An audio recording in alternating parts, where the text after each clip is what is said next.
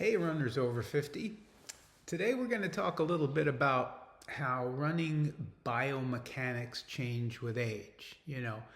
A lot of us have been running for decades, maybe starting in our teens or 20s, and now here we are in our 50s, 60s, and 70s. And as you get older, you see changes. Our running paces become a little bit slower. Questionable if it feels hard or not. There certainly can be new pains and more pains that weren't there before.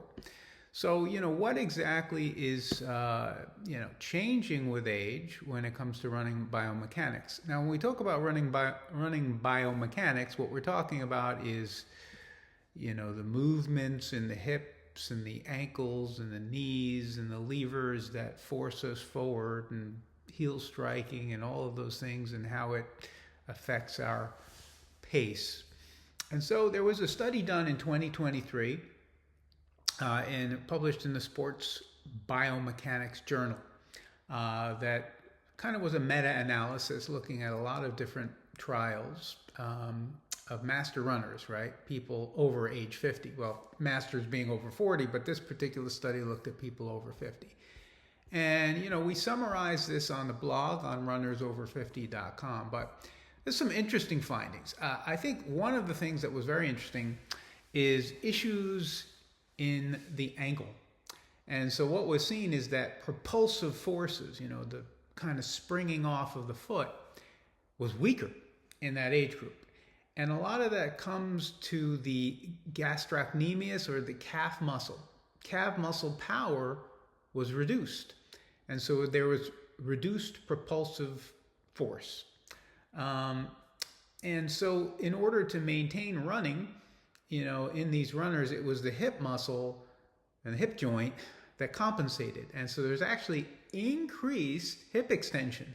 So surprisingly, you'd think, well, maybe my joints are getting weaker, contracted, and the hip won't move as much. Well, not true. Actually, in the older runners, the hip extended more to compensate for that weaker push-off.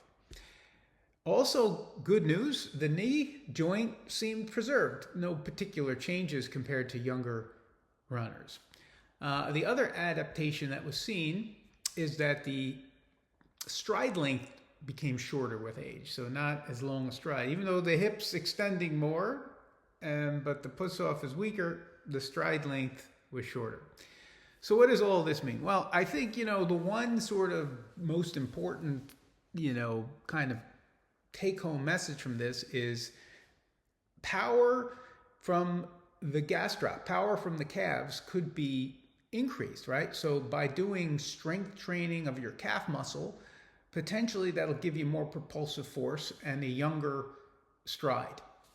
So that's the take-home message. I think it is reasonable to incorporate strength training into running, certainly over age 50, perhaps more important. And if you had to pick any one exercise, calf strengthening muscles, calf strengthening exercises. So that's the take home from this story. So you can check out more details on runnersover50.com and see you on the roads.